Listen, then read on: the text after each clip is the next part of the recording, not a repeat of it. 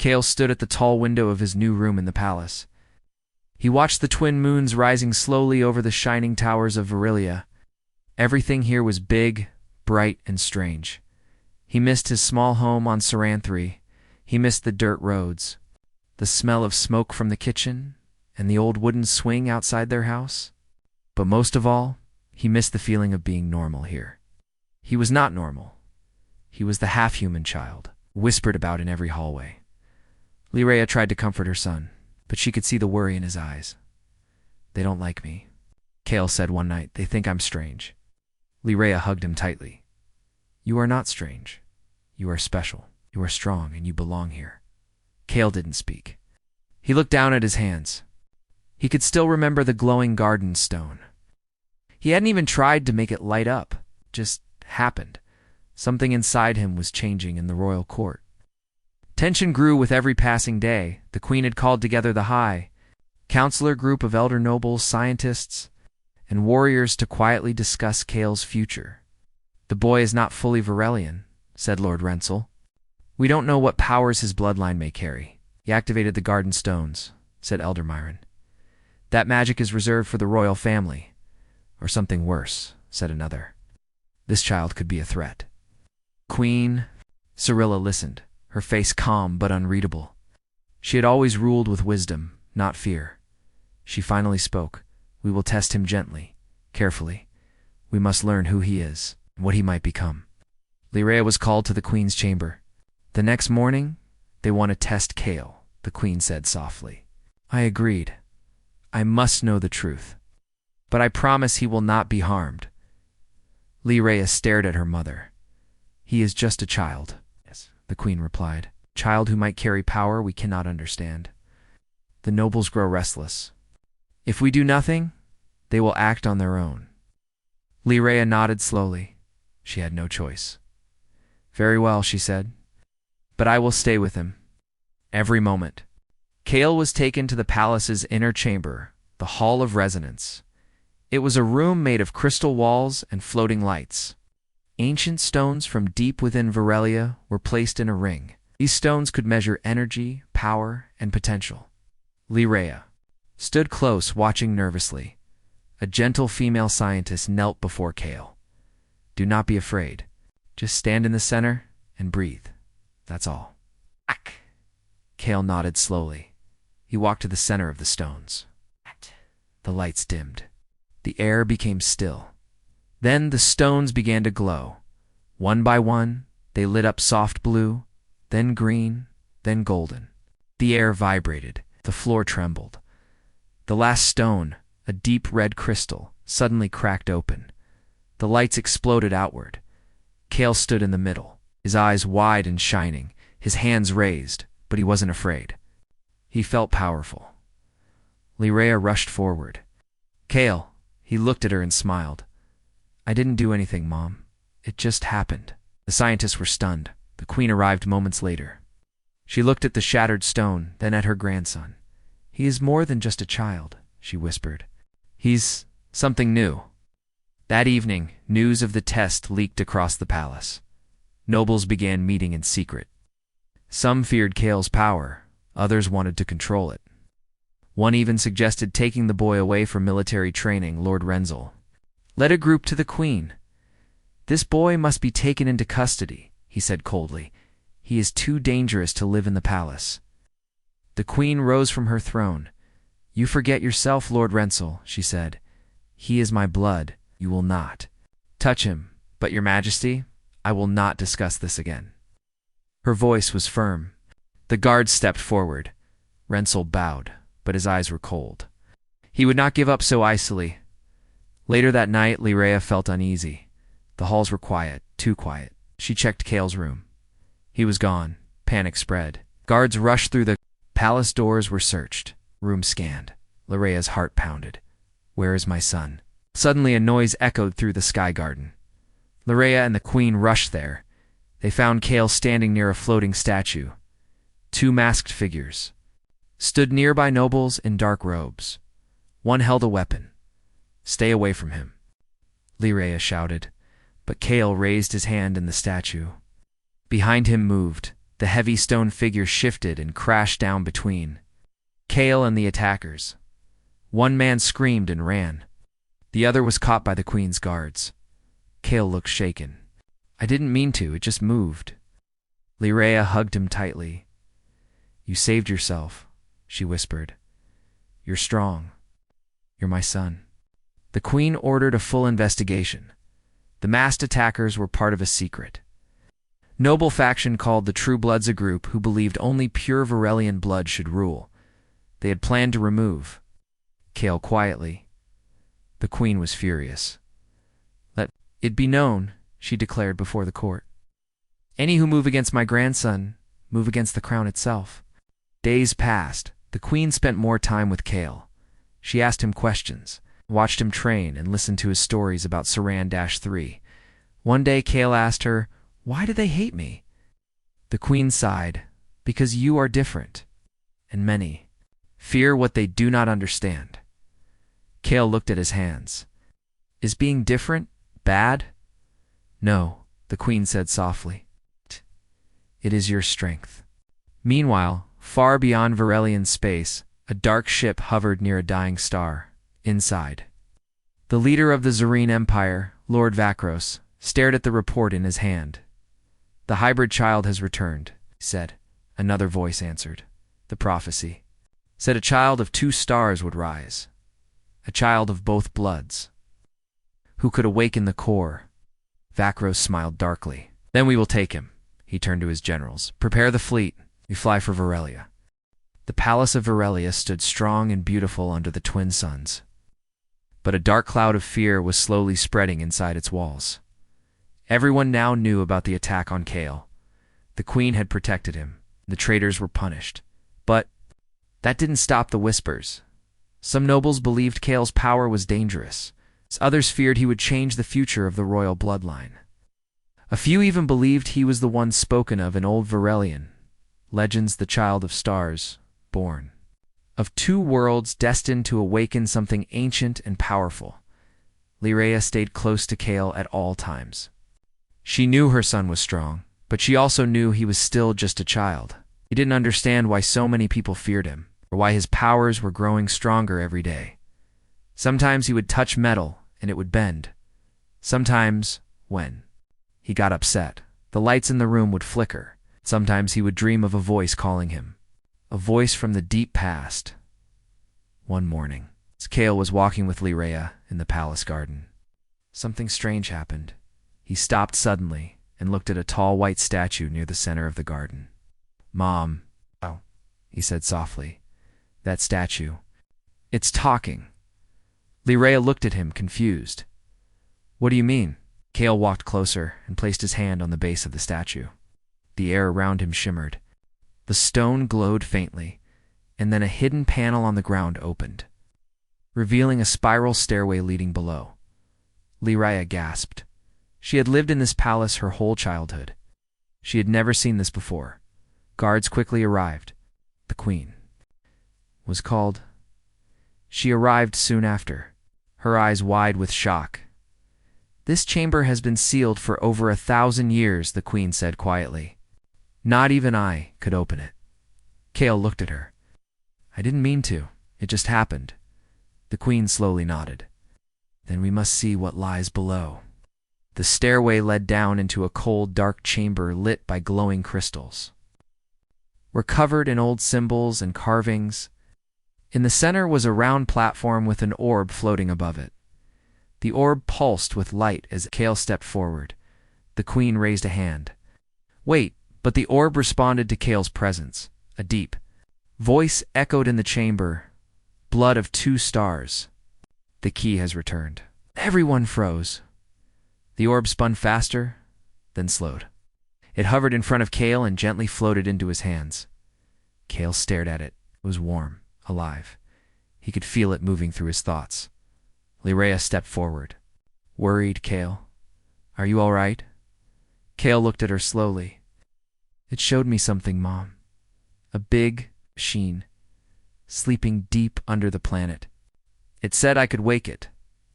The queen looked at her advisors. "Seal this chamber and guard it. No one enters without my order. But the message was clear. Kale had unlocked something old, something powerful, and something the galaxy had long forgotten. Meanwhile, deep in space, the Zareen fleet approached Varelian borders. Lord Vakros stood on the bridge of his flagship, watching the stars begin silent approach. No full attack. Yet he said to his captains, "First, we must find the boy." One of his spies on Varelia had already sent word. The child had awakened the core vault, lost technology hidden beneath the royal city. If Kale gained full control of it, he could become a threat not just to Varelia but to all powers in the galaxy. Back at the palace, Kale was tested again. This time the queen brought the elder scholars keepers of Varelian history and science. They placed Kale in a room with ancient objects, floating cubes, old weapons, sealed scrolls. One by one, each item responded to his touch. The elders were shocked. Child one whispered, "Carries the signal of the Ancient Ones." "What does that mean?" Lirea asked. The lead scholar answered, "There was a time, long before the kingdom, when the stars were ruled by beings of great knowledge. Some believed their power was hidden, waiting for the right soul to return. That soul might be your son." Kale sat quietly watching a cube float around him. "I don't want to hurt anyone," he said. "You won't," Lirea promised. "I won't let them turn you into a weapon." That night, Lirea and the queen spoke in the private gardens. "You still don't trust them, do you?" the queen asked. Lirea shook her head. "They see my son as a tool, not a person." The queen looked up at the stars. "He may be more than we ever imagined. But you're right. He is still a child. He must be protected." She turned to her daughter. "You must prepare him. Not just for power, but for the danger coming his way." Lirea frowned. "What danger?" The queen said nothing. But she had received secret reports. Marked ships spotted near the border. Faint signals. Unanswered warnings. Something was coming. Kale began training with the queen's trusted guardian, Master Raidna, calm and kind. Varelian warrior who had trained many princes and princesses before, Raiden didn't fear Kale's power. He treated him like any other student, teaching focus, balance, lent. "You must learn to control your strength," Raiden said, showing Kale a floating sword. "Your gifts are not your enemy. Fear is." Kale nodded. He liked Raiden. With him, he didn't feel like a monster. Each day, Kale got stronger. His mind became clearer. His powers didn't scare him anymore. But one night during his dreams, he saw something dark. A ship, a burning sky. A man with cold eyes reaching out. Kale woke up gasping. "They're coming," he whispered. The next day, a patrol ship near. Varelia's edge was destroyed. No survivors. Queen Cyrilla held an emergency meeting. "We are under threat," she said to her generals. "Prepare our defenses. Ready the shield net. Evacuate civilians near the outer cities." The council finally understood. Kale wasn't the danger. Something else was.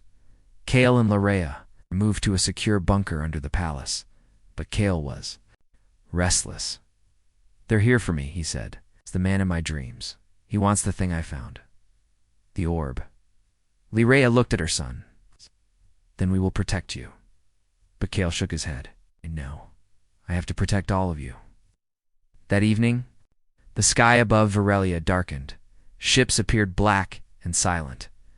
Thousands of them. The Zareen Empire had arrived. Alarms sounded.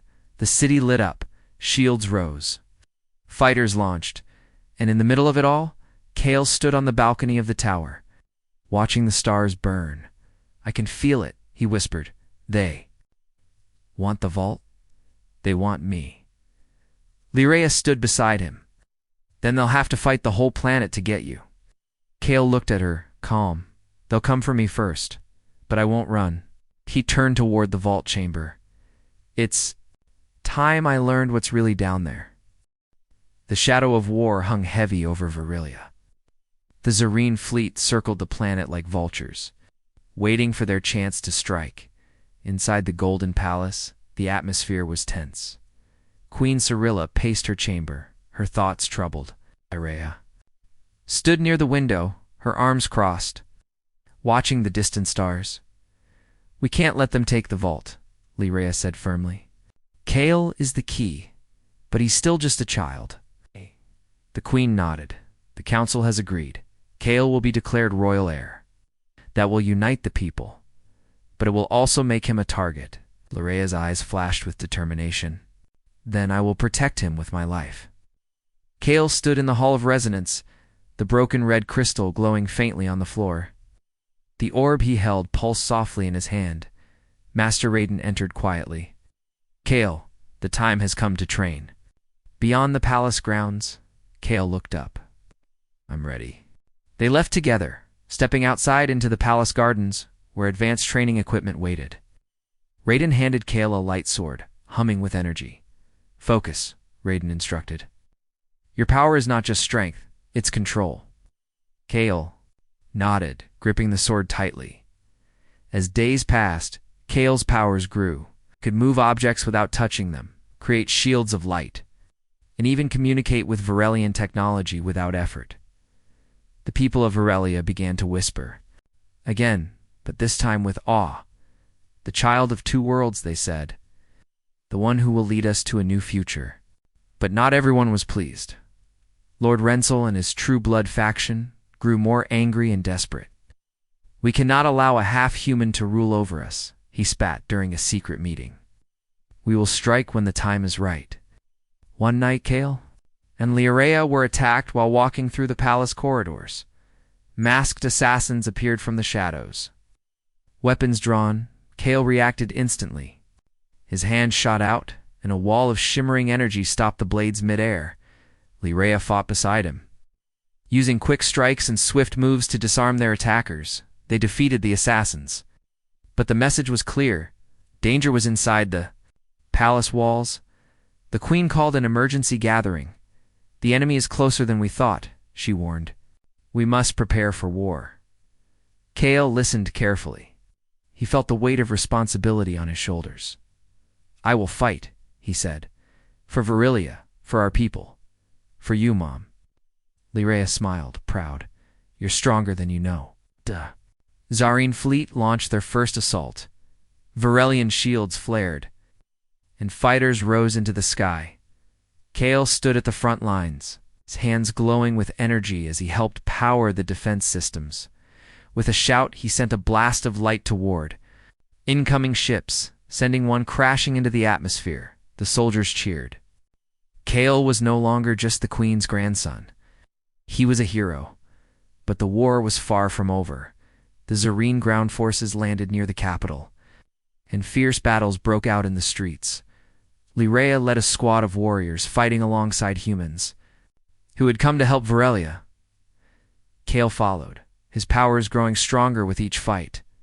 During one battle, Kale confronted the Zarine commander Akold, a ruthless man who revealed the truth about Kale's father. He was part of a secret human experiment, the commander sneered. Designed to create hybrids with alien power. Kale's eyes burned with anger. "I'm not a weapon." The commander laughed. "You will be whether you want it or not." In the chaos, the queen was wounded, protecting Kale. Lyrea held her. "Mother," as she whispered, "you are the future, Kale's future." Tears streamed down Lyrea's face. The queen smiled weakly. "Rule wisely, my daughter." With her last breath, the queen passed away. The palace mourned, but the war continued. Lyrea took the throne as regent, promising to protect Kale and lead Varelia through the darkness. Kale stood beside his mother, stronger and more determined than ever. He was no longer a child lost between two worlds. He was the heir, the bridge between humans and Varelians, and he would stop at nothing to bring peace. The war had shaken Varelia to its core. Fires burned in the city's outer districts, and the once bright towers now stood scarred and battered. But inside the Golden Palace, a new hope had begun to rise. Kale stood on the balcony looking out. At the stars, the twin moons cast silver light across the city. The air was cool and quiet, a rare peace after so much chaos. He thought of everything that had happened, the battles, the losses, the secrets. Most of all, he thought of his mother Lirea, who now sat beside him as the regent queen. "You've done well," she said softly. "The people believe in you." Kale nodded. "I want to make sure this peace lasts." The war with the Zareen was over, but its shadow still lingered. The enemy had retreated, but their threat was not gone. Galaxy was watching Virilia closely now. Leaders from many worlds sent envoys, curious and cautious about the new ruler, a half-human child who had saved a kingdom. Kale knew this was only the beginning. He would have to prove himself not just as a warrior, but as a leader in the throne. Roomly Rhea stood beside Kale as he spoke before the council. "My mother and grandmother taught me what it means to lead," Kale said, his voice steady. "I stand here not as a symbol of one race, but as a bridge between two worlds." Murmurs of approval spread through the room. Some still doubted him, but many hoped. Kale's powers had grown even stronger. He could now activate ancient Varelian technology with a touch, heal wounds faster than anyone, and communicate with human and Varelian minds alike. He spent hours studying the vault beneath the palace, learning its secrets. The vault held old weapons and knowledge from the ancients' technology far beyond anything the galaxy had seen. With this power, Kale dreamed of building a lasting peace between humans and Varelians. But peace was fragile. One day, an envoy arrived from the Galactic Federation, a powerful group that controlled much of the galaxy's politics. The envoy was cold and serious. "Your powers are unlike anything we have seen," he said. "We offer an alliance, but we must study you, to ensure you are not a threat." Kale and Lirea exchanged worried looks. "I understand your concern," Kale said, "but I am no threat. I want peace." The envoy nodded slowly. "Then we will watch closely." Meanwhile, the people of Varelia began to accept Kale as their future king. He visited villages, spoke with farmers, and helped rebuild the damaged city. When Kale held his human son a baby named Tyranny, felt the full circle of life. The boy was small and curious, with eyes like stars. Kale smiled. He will be the true heir of two worlds. One night, Kale stood alone in the vault chamber. The orb he carried glowed brightly. A voice echoed softly in his mind, the ancient voice of the ancients. "You are the key, Kale. The future of the galaxy rests with you." Kale closed his eyes. "I will not fail." The story of the lost princess and her human child had become legend. Across the stars, many whispered of the heir of two worlds, a symbol of hope, unity, and strength. And as Kale looked to the future, he knew that no matter what challenges came, he would face them with courage. For he was no longer just a boy caught between worlds. He was their king.